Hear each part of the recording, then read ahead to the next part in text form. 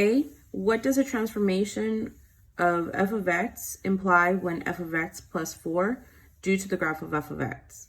So when you add a 4 to the outside, we know that this is a vertical shift.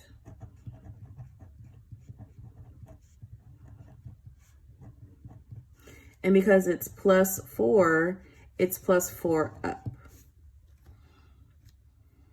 What does a transformation of f of x imply when fx minus 2 plus 4 due to the graph of f of x? So let's start with the negative 2. We know this is a horizontal shift.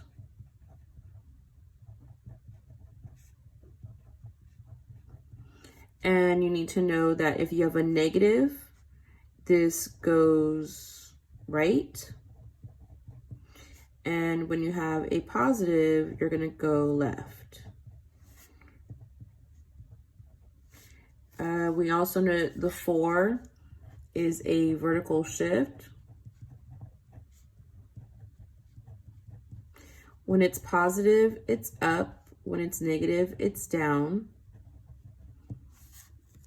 So in our case, let's see, we know that we're going to have a negative 2, so it's going to go right 2, of a positive 4, so it's going to go up 4. What does the transformation of f of x imply when 1/2 times f of x due to the graph of f of x? Okay, so because it's outside, we know it's either a vertical stretch or a vertical compression. And the way that we know that it's a vertical stretch is if the number is greater than 0. And the way that we know that it's a vertical compression is if the number is going to be a fraction. So in this case, our a equals a fraction.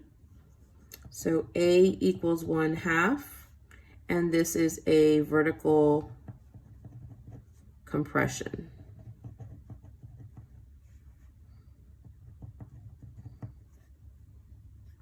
So that's your solution. D, what does the transformation of f of x imply 7 times f of x due to the f of x? We just talked about this. We said that this is going to be a vertical stretch because the a equals 7. So it's a vertical stretch because a equals 7. Okay, E, the graph shows g of x, which is a translation from f of x plus x squared. Write the function rule of g of x in vertex form. So the vertex form of g of x is going to be g of x equals ax minus h squared plus k. Remember that a is a vertical stretch or compression. Remember that h is going to be a horizontal shift. So that would be left or right. And then that k is a vertical shift.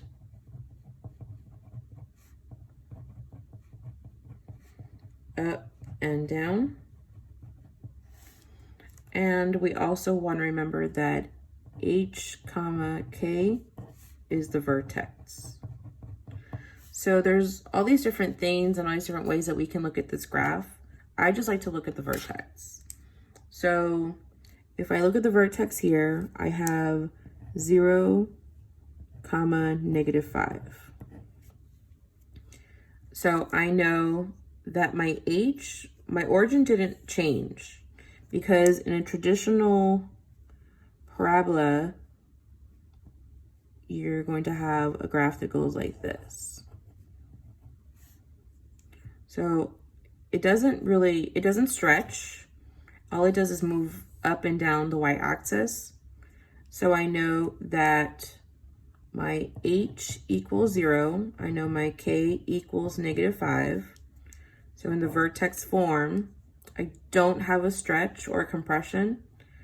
I can say that g of x equals x minus 0 squared minus 5. When I simplify, that's x squared minus 5. And that's your solution. So this is f. Find the graph of g of x, which is a translation of f of x equals the absolute value of x. Write the function rule for g of x in vertex form.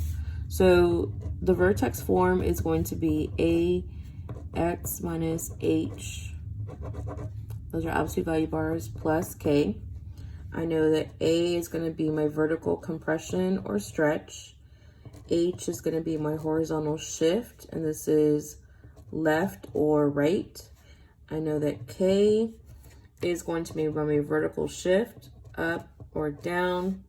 And I know that vertex is h comma k. So when you put something in vertex form, the h is always, you're going to multiply by a negative. So my vertex here is going to be 3 comma 7. So I went to the right plus 3, and I went up plus 7. So all we need to do is put in vertex form. Okay, so I don't have an a, so that's good. I do have an h, so my h equals positive 3, and I have a k which equals positive 7. So x minus plus 3 plus 7. I simplify what's inside the absolute, x minus 3 plus 7. So your answer is going to be g of x equals x minus 3 plus 7. Find g of x, where g of x is a translation of 2 units left of f of x equals x squared. Write your answer in vertex form, where a, h, and k are integers. Okay, let's see. I know when I go left, that's going to be my horizontal shift. So left equals my horizontal shift. And so if I go left on the number line, so let's just think about a number line. This is the x-axis. When I go left, I'm going minus 2. So you're going to say that h equals -2. So let's go ahead and put it right in here. I don't have an a and I don't have a k, so we don't need to put that in there. So we're going to say that I have x minus -2 squared.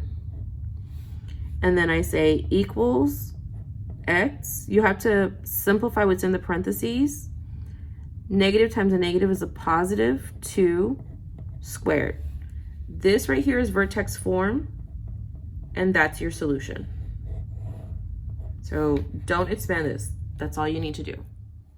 Find g of x, where g of x is a translation of 5 units left and 1 unit up. Write your answer in the form of mx plus b, where m and b are integers. Okay, this is an equation of a line.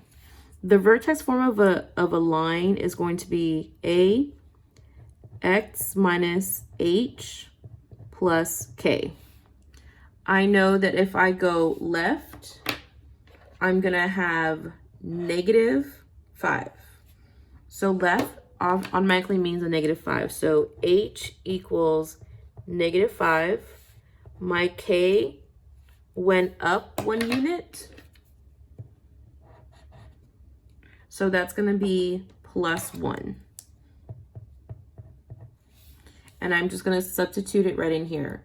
My a, I don't have one, so we don't just say a equals a, we don't need to put it in. So I'm going to say x minus 5 plus 1. We're going to deal with what's in the parentheses first. X plus 5 plus 1. You can get rid of the parentheses now. X plus 5 plus 1. X plus 6. So your g of x equals x plus 6. Find g of x, where g of x is a translation of 4 units up of this equation. Okay, so this is already in vertex form. We know that the vertex form is going to be a x minus h squared plus k. Since this is moving us up, we're saying that we're adding more k. So k in this situation equals 4. So it's a positive 4 because it's going to go up. So all you're going to do is add 4 to this whole thing. So it's negative 6 x plus 5 squared plus 5 plus 4. So your solution is going to be negative 6 x plus 5 squared plus 9. And that's your g of x. Find g of x, where g of x is a translation of 7 units right and 3 units down of f of x equals 2 absolute value x plus 10 minus 3. Okay, so there's obviously all these different ways to do this.